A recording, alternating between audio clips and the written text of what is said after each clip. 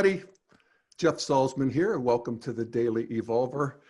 And a special welcome to those of you who are tuning in live and hanging in there because Tuesday, it looked like I blew you off, but I was actually here and I got all screwed up with the tech. But at any rate, it's good to be back and good to be with you. And today, I'm psyched to have my buddy and integral comrade in arms with me today, Corey DeVos, the editor-in-chief of Integral Life. Hey, dude. Hey, dude. How you doing? Oh, it's awesome to be here. Yeah, it's awesome to have you. It's like a return to source. Yeah. Well, you have, it's because of you and Integral Live, Integral Life being the big portal, Integral Live being your live webcast station. Yep. It's because of that that I do this live. I do it through that. And it's really been such a, really nice collaboration. So it really has. Really great to have you back on here. Yeah. Well, thanks for having me. And one of the reasons I wanted to have you back on here is because I think you're doing some really interesting stuff at Integral Life, and I want to do a fucking infomercial. Cool. I mean, and I want people to see what's going on there and see the value of it, so that they will become members if they're not already, and live an upright life where you pay for what you get, and that's okay. And I could say that because I'm not getting any benefit from any of it financially, but I'm getting all kinds of non-financial benefits. Anyway, so one of the things that I noticed that you posted on Integral Life, and it's actually just points to a bigger issue or a bigger moment, if you will, in the integral scene, and that is the passing of Father Thomas Keating. Yeah. Who was a dear friend of Ken's, and you posted a beautiful letter that Ken wrote Father Thomas before he died. So to me, it was a wonderful lesson, and tell the person you love them before their eulogy. Yeah. Yeah. Yep. So, yeah, and it was a beautiful letter. It was absolutely gorgeous. And first off, Father Thomas passing is, I think all of us are in very deep mourning. I mean, the guy made it to 95 years old. You can't say he didn't have a pretty good run. Yeah.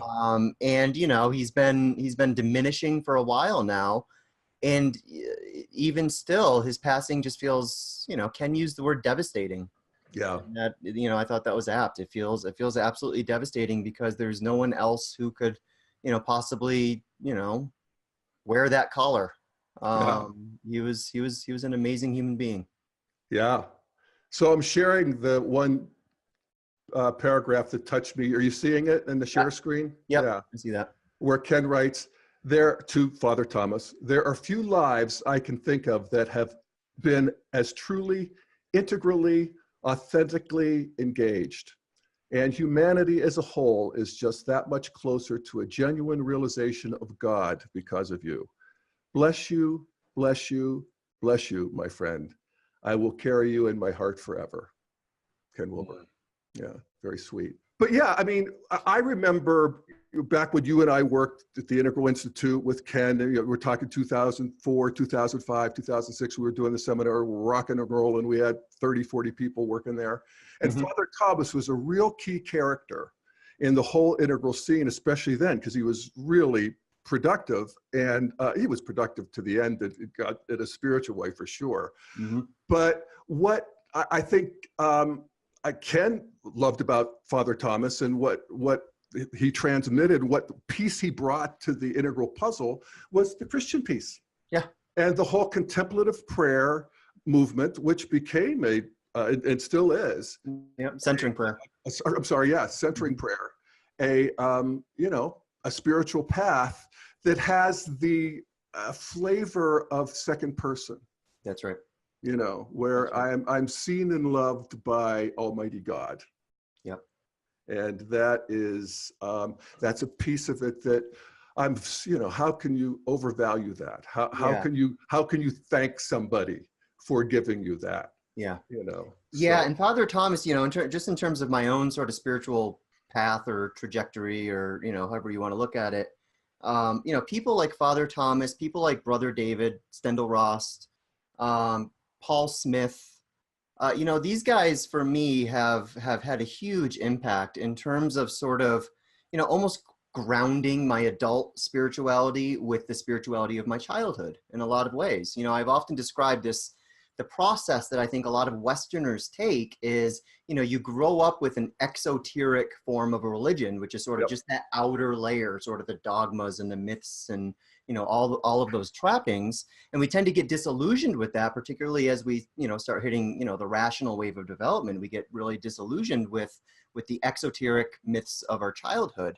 Yeah, And then, I could just interject. I could remember age 6 in our little preschool-y kind of Sunday school thinking, the little Chinese kids go to hell? yeah, You know, I mean, yeah, that was the first crack. I patched yeah, that back up for a few years and then yeah. re-cracked when I was 12 or 13. But Yeah, well, for me, Jeff, I remember being 9 years old and laying in bed at night after Sunday school, going to Sunday school with my grandmother at a Protestant church, and thinking about the concept of heaven, of dying and going to heaven, and then the concept of forever, that when I go to heaven, I'm going to be in this place forever. And it scared the shit out of me. I yeah, was trying to think rationally. You know, I would imagine like, okay, so I'm going to go to sleep. I'm going to wake up the next morning. It's going to be today. And then I'm going to go to sleep. And it's just this right, constant recursive process. right. And it all felt so huge. And I felt so tiny and insignificant. And it was the first sort of inklings of my rational brain kind of trying to wrap Yep. itself around. And it's funny because I actually see some of those same struggles in my daughter right now. My daughter will ask these really beautiful, big questions. You know, does the universe go forever? Will time go forever? And when I say, you know, kind of, yeah, basically, sort of, in a sense, it terrifies her. It's like her little mind is too Yeah, small to wrap itself around, you know, the multitudes of infinity. And you know, and it's a beautiful process to sort of watch her little heart break and grow and break again and yeah, grow and wrap herself around it. yeah. Well, But then, it makes me think of that hideous verse from Amazing Grace. When we've been there 10,000 years, okay, bright shining as the sun, we've no less days to sing his praise than when we first begun. It's like, all right, 10,000 years of singing his praise and we've just begun. yeah, I mean, that doesn't sound like it's something I want to sign up for. right. But it gets to that, the actual problem that you're talking about is that, you know, time and space is a function of the cognitive mind. That's right. And the cognitive mind arises within a space that is infinite and eternal. That's right. And, you know, time and space arises within, you know, a bigger space that is pre-Big Bang. Pre-Big Bang. That's right. And you spend your entire life wrapping your mind and your heart around that. And, you know, just to continue sort of the trajectory I brought up, you know, first, I think a lot of people, I think it's a common story. A lot of people grow up with this exoteric mythic religion that they start to sort of question and, you know, get a little bit more cynical around. And then for a lot of us, that begins this journey. And that journey often takes us from exoteric to exotic. We start, you know, sort of tuning into these other traditions that have been coming, you know, being imported into the West, and imported in such a way by post-conventional people so that you can skip over sort of the myths and the dogmas and the trappings of those traditions. Yeah, they leave them behind. Yeah, right. And then that brings you right from the exotic into the esoteric. Right. And then it's within that space when you discover sort of the esoteric union of all of these spiritual paths that you can then, you know, come home to the tradition of your childhood. And that is the role that folks like Father Thomas and Brother David and Paul Smith, et cetera, have played in my own life, is they've helped me with that final step of being able to recognize, you know, whatever insight I've gleaned, whatever little trickle of enlightenment I've discovered within these other traditions. Guess what? It's been waiting here the entire time. Right. I just had too much dust in my eyes, really, to see it. Yeah, hallelujah, brother. Right on. Yeah. And yeah, so I feel the same way. I'm grateful. Godspeed, Father Thomas. Yep. And there's some assets, and thank you. Yeah. And there's some assets on Integral Life that where Father Thomas transmits his beautiful realization. Yeah, we were lucky enough to record a lot of material with Father Thomas over the last 15 years. So yeah. Yeah. Okay, so the next thing I wanted to say has really caught my eye on Integral Life is the interview that you do. You're doing something regularly with Ken Wilber I called am. the Ken Show. Yeah, And of course, there's a pun there that's right. because Ken Show means realization in Zen Buddhism. We like to have fun over here. Yes, exactly. That's so integral humor. But yes, it's great. So you're doing it monthly, is it? Yeah, it's monthly. Yeah. And the last one you did was on a topic that has been so interesting to me and vexing, and it's clearly up in the internet and with the Sam Harris and the Jordan Petersons and then this and and that's this idea of free will. Yep. And are we agents of choice or are we slaves to determinism? What's that about? And God damn, if Ken didn't really sort that out for me. Yeah, he did. He did a stellar job. And that's the thing about these Ken Show episodes we're doing. I feel like it's for whatever reason, it is some of the best material that I think Ken has done in years. I agree. And that was I think our third episode. We've got another one coming up in just a couple weeks. And yeah, it was fantastic. And we've still got some more installments that we're going to be rolling out. I'm going to release a clip tomorrow where Ken and I discuss whether or not there's any practices that we can do to sort of increase the power and the scope and the half-life of our creative choice, to cultivate free will. And then we're going to follow up on that with a really, really cool and fun conversation about things like fate and destiny and synchronicity and whether or not there's any room in the integral view for, a lot of these terms that tend to be soaked in either sort of mythic or new age kind of connotations.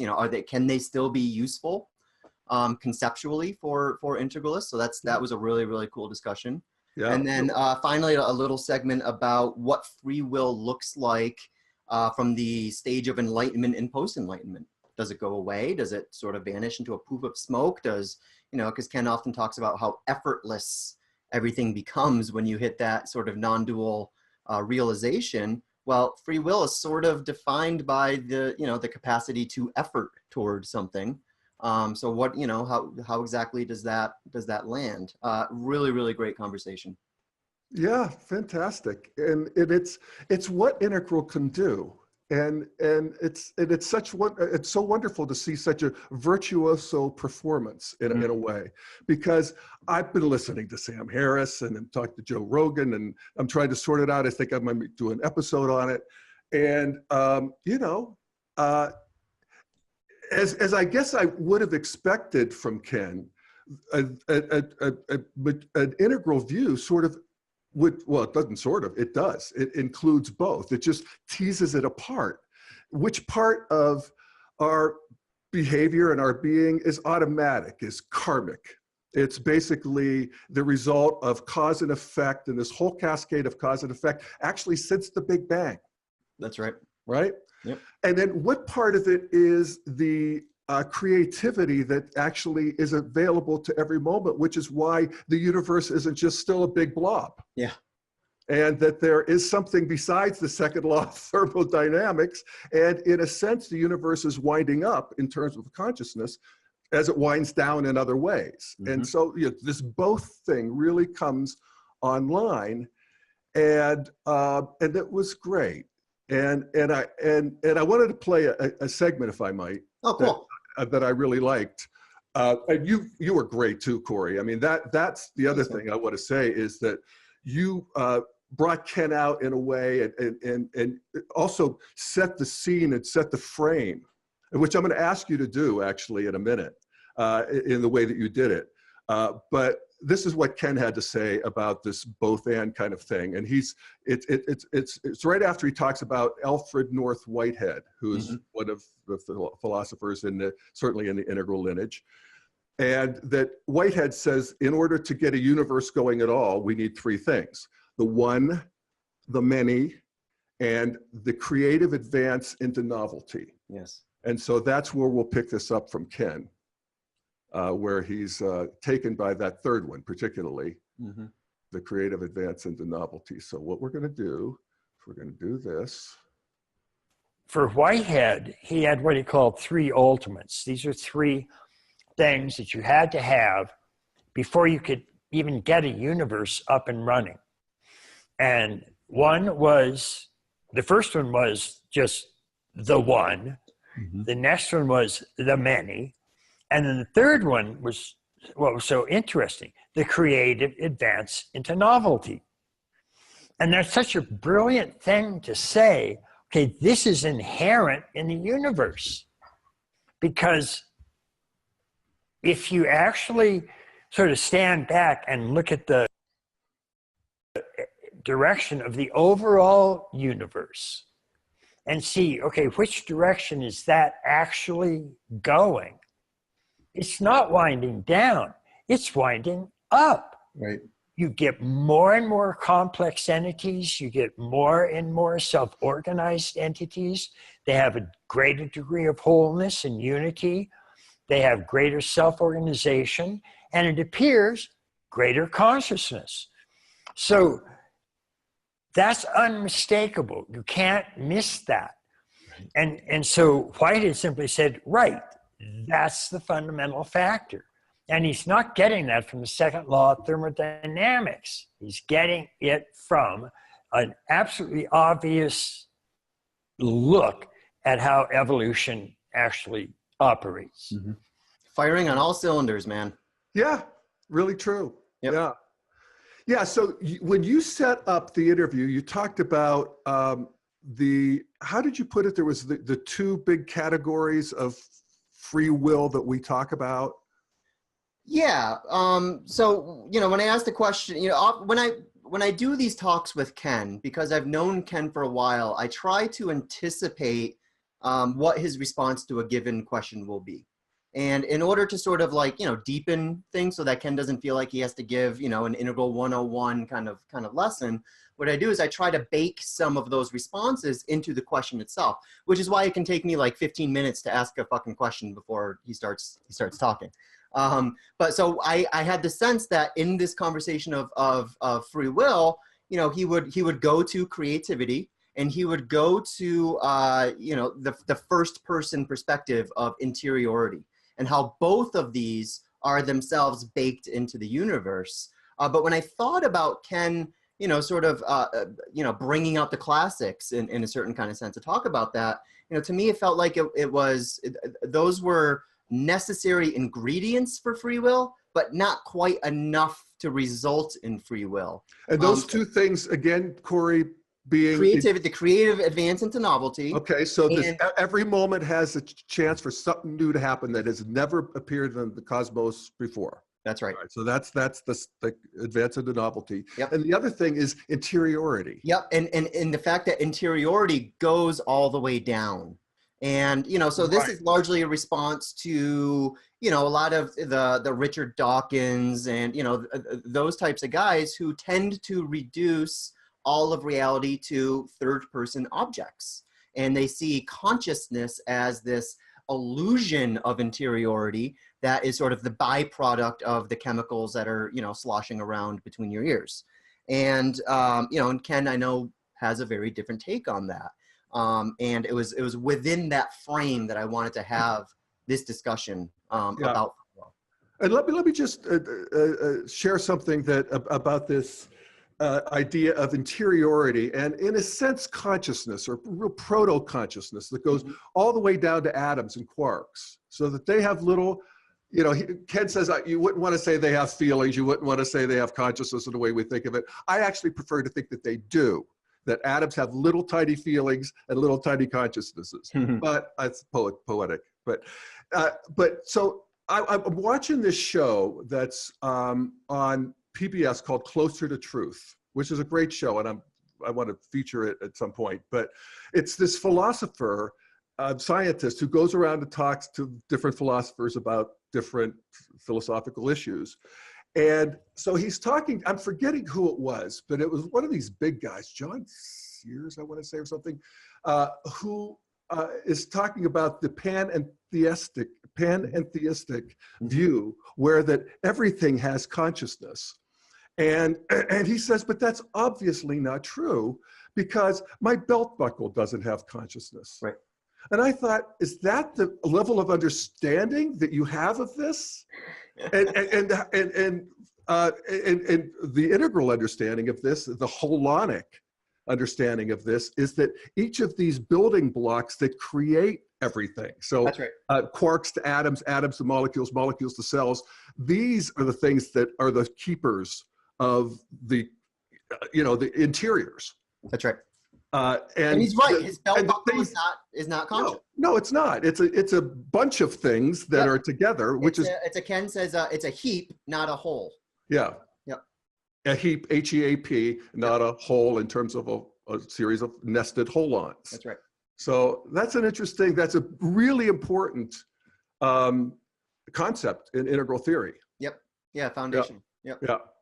So that's the thing that has some degree of creativity are the holons. That's right. So yeah, and I always think of the great quote by the great physicist Richard Feynman, who was talking about the movement of atoms, and he says the best way I could describe them is they're playful. Hmm. Because nothing else, none of the physics makes sense. Yeah, playful atoms reminds me of frisky dirt. Yes, exactly. Yeah. All right, so that was good. Yep.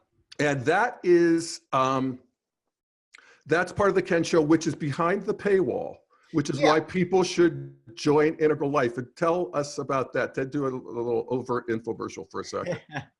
Yeah, so if you join Integral Life today, you can get your first month for $1. That $1 will actually give you access to everything on the site. So all of Ken's content from the last 15 years.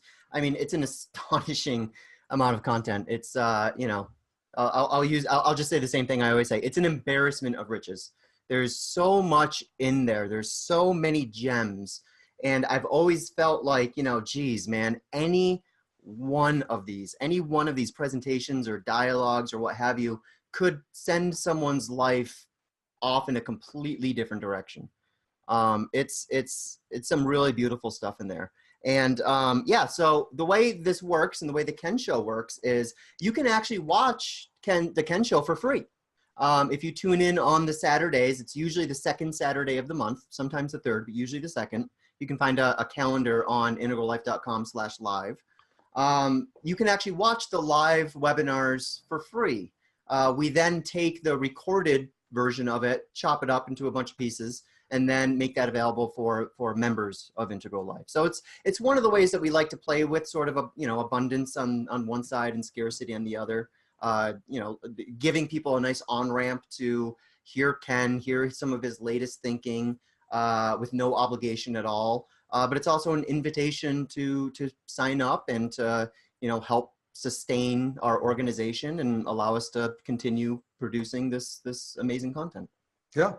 Because you and the people at Integral Life have a life to lead. We sure do. And, so that's I've got a mortgage now, man. Come on, sign up. All right, cool. Okay. So I have one more thought or one more piece I wanted to feature, but is there anything else you would point out before we sort of close with this third piece? Well, I guess two things. I mean, first off, we started the show talking about, the Integral Live platform. And it's been just about a year since we've launched it, actually. I think we're coming up on our 1-year anniversary of Integral Live. And, your show was the first thing that we did with Integral Live. And then we started to sort of, expand a little bit. We got Keith Witt doing a regular monthly show. We have Terry Patton doing a regular monthly show. Now we've got Ken doing a monthly show. Pretty soon we're going to get Beena Sharma to do a monthly show where we're going to be looking at both ego development and her brand new extraordinary polarity practice, which really gets me excited as someone who's been studying the integral map for, my entire adult life. Beena's polarity management teaching, for me, takes this map, which you can look at on like a piece of paper and can feel almost inert in a certain kind of way, and it makes the model dance. That's my description of Beena's polarity application. It makes the integral model dance, and it's beautiful. So, you know, we'll be hearing more from her. And, you know, as Integral Live has expanded, you know, it's funny because I'm a pretty lazy guy.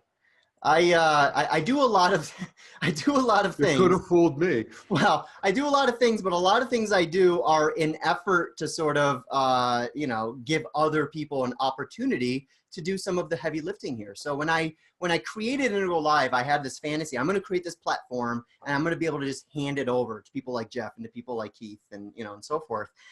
And they're just going to be able to get engaged whenever they want and talk to our audience whenever they want, and, you know, get this going. 1 year later, as it turns out, Jeff Salzman is the only guy who actually wants to learn how the technology works, right? Which means he's the only guy who can do the show without me. So now I'm suddenly in the very awkward position of, you know, I worked behind the scenes for the first pretty much 14 years of my career here at Integral, and now I'm like on the homepage every week. And, you know, for all you out there, I'm sorry about that. It's just sort of, you know, it's the end result. It's not something I ever wanted to do. When you suffer from, you know, all sorts of performance anxiety and imposter syndromes and all that, this was not my idea of a good time. But it's, you know, because of the seat that I find myself sitting in, I feel like it's my responsibility to do the show and to, you know, bring a spotlight to what some, you know, really extraordinary people in our community are doing. So it's an honor to be part of it. And Jeff, I want to thank you, because I wouldn't have nearly as much comfort doing this if I hadn't sort of, you know, had the Daily Evolver as, you know, almost my training wheels for the first, you know, 6 to 9 months or so. And that was, you know, really special to me. And the whole time we were doing it, you were giving me the feedback, you know, Corey, I think you should be doing, you know, your own show. There's all sorts of things that, you know, that I'd like to hear you talk about. And, you know, you really inspired me to sort of take it a step further. And I appreciate that. Well, you are worthy. Thanks, man.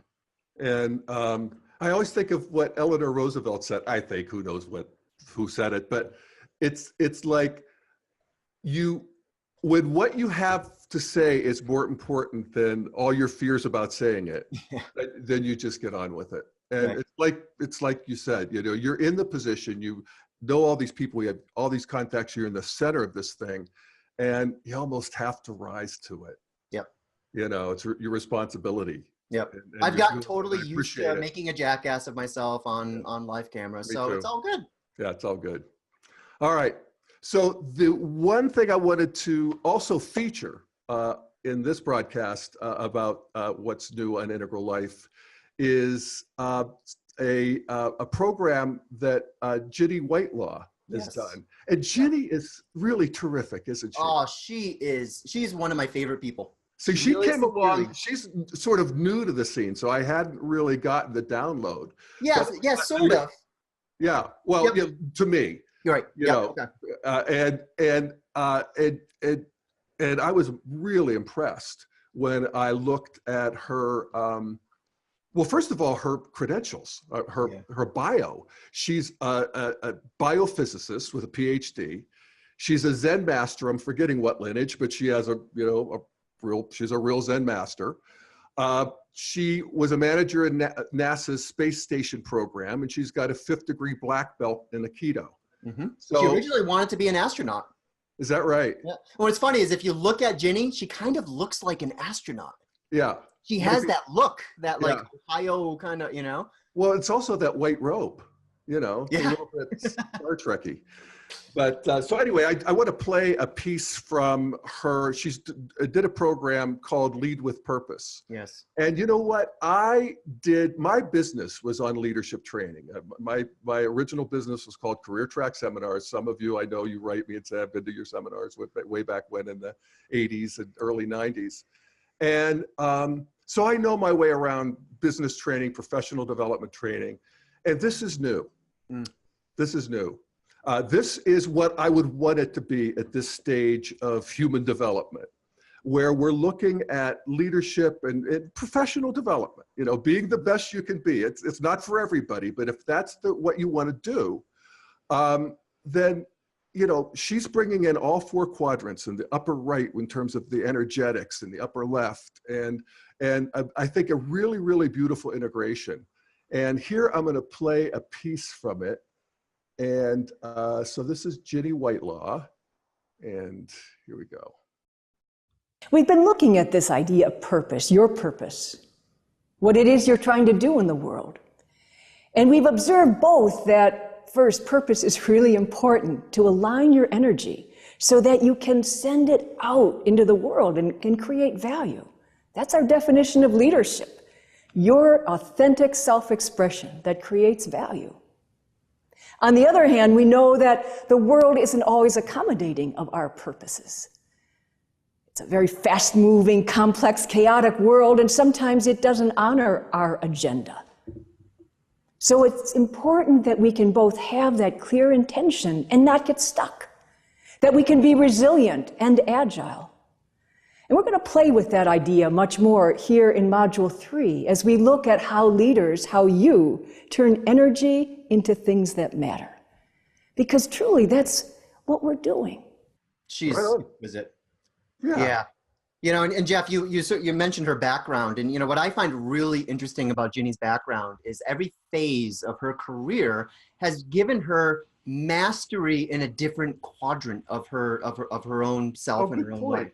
I mean, this woman has genuine 4-quadrant mastery, and I think it shines through in her teaching, not only in the teaching in herself, but in the transmission of that teaching. And I think you just got a really beautiful little taste of that there, where she's able to take, profoundly impactful suggestions and practices and orientations, and is able to communicate it with such a beautiful simplicity and make it relevant. You know, I mean, we call this Lead with Purpose, and it's a leadership course, but I think a lot of people get hung up on that word leadership. They tend to believe this is something for, a corporate boardroom, or for CEO of a company, or someone who has sort of, a professional leadership role that they're playing in their lives. And it's not. I mean, every one of us is a leader in and of ourselves. We all are the leader of our own spheres of influence, whether it's your family or your personal life or your hobbies, your friends, whatever it might be. Every day you have an opportunity to express leadership. And one of the things that is becoming increasingly clear to me in 2018 is that we need a fucking revolution in leadership. And it needs to come from all of us. And I think that, what we were able to create with Ginny offers a leverage point. Yeah, I do too. Yeah. The thing that I love about her sort of thesis is that your authentic self-expression is what creates value, and that we want to get in the groove of that and have intention around that without getting stuck. And it's that always that thing about passion and non-attachment. And how could you have both of those at the same time? And she really has I think a beautiful transmission of that. Yep, absolutely. And we just released a practice with her. It's an extended excerpt from the course. We have it on the practice page, the Integral Life practice page on Integral Life, of Ginny teaching what she calls the 4 energies. And this is almost a typology of our immune system. There are 4 different ways that we can sort of both take on and transmit energy. And she teaches, how, there are these 4 sort of, fundamental types of energetic posture, maybe you could say.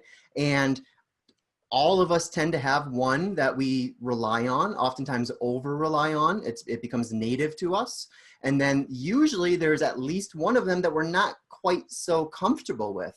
And what she demonstrates is if we have the capacity to freely exercise any 4 of these as appropriate to sort of the situation, our ability to transmit confidence, to lead with confidence, to navigate the massive complexity that we're faced with, you know, whether in our homes or at our jobs or, you know, wherever you happen to be, is that much greater. And yeah, again, just she's an exquisite teacher. She's an even more exquisite human being. And I hope people, you know, check out that practice and, you know, really seriously consider signing up for the training. You know, because I think what the other thing, Jeff, is I'm sure you're familiar with, a lot of the approaches to leadership tend to be, you know, sort of from here up. It's very cognitive. And, you know, Ginny's strength, I think, in this course is how she grounds all of this in the body. Right. I mean, it is an embodied leadership training. No, I mean, it's a fundamental integral principle that the upper right, so our individual exterior, our bodies, are not just flesh and blood. They're these series of energy bodies. I mean, there's all kinds of ways of slicing and dicing and mapping them out, but they're real. And, you know, to the degree that we can inhabit them and become conscious of them, become conscious of the energy bodies of other people, and there's a whole new world that opens up there. That's right. And she is a worthy transmitter. Yep. All right. Yep. Okay, my friend. Well, hey, Jeff, before we go, can I just mention one more thing? You bet. We are, what, 5 days away from the election on Tuesday. Yeah, And talk about a new, a change in leadership, maybe. Yeah, hopefully. And the one thing I want to say is, if you're watching this right now, if you're the type of person who enjoys watching dorks like Jeff and I, well, dorks like me talking to awesome people like Jeff, if you're that type of person, I really hope you are taking it as an imperative to show up and vote on Tuesday. You know, one of the things I've been thinking a lot about, Jeff, is, you know, in 2016, I'm not going to cast any judgment on this. You know, you can be pro-Trump, you can be anti-Trump, what have you. But the simple fact is, in 2016, Donald Trump won with, what was it, 30,000 votes in the Electoral College spread across a handful of states. In the popular vote. That was the margin of his victory. He lost by 3 million votes, but that 30,000 votes in a handful of states was enough to give him the presidency. That was the tipping point. We have more than 30,000 people on the Integral Life mailing list, which shows how powerful your voice is and how necessary it is for you to use your voice and to show up on Tuesday or earlier if you're early voting. I don't care who you're voting for. Well, I kind of care who you're voting for, but not as much as I care about you showing up and fulfilling your civic obligation. I mean, take this seriously. Take this as a fundamental part of your own ongoing integral life practice. This is how we enact a better world together, or at least stave off a potentially really shitty world that could be right around the corner. And, but again, not casting judgments, vote for who you want, but just please vote. This is, I think, the most serious election of my lifetime. I am, you know, I'm just feeling a lot of gravity around this. And yeah, I hope everyone shows up and does their civic obligation. Amen, Brother Corey. Yeah, man. All right. I agree. And I've done my civic duty. Yeah, so baby. Went in the mail yesterday. So, all right. Thank you, folks. Again, integrallife.com. Corey DeVos, editor-in-chief. integrallive.com for the live stuff. And thank you so much for being part of it. Thanks for having me on, man. This has been a lot of fun. My great privilege. All righty. Thanks, folks. Bye. Bye-bye.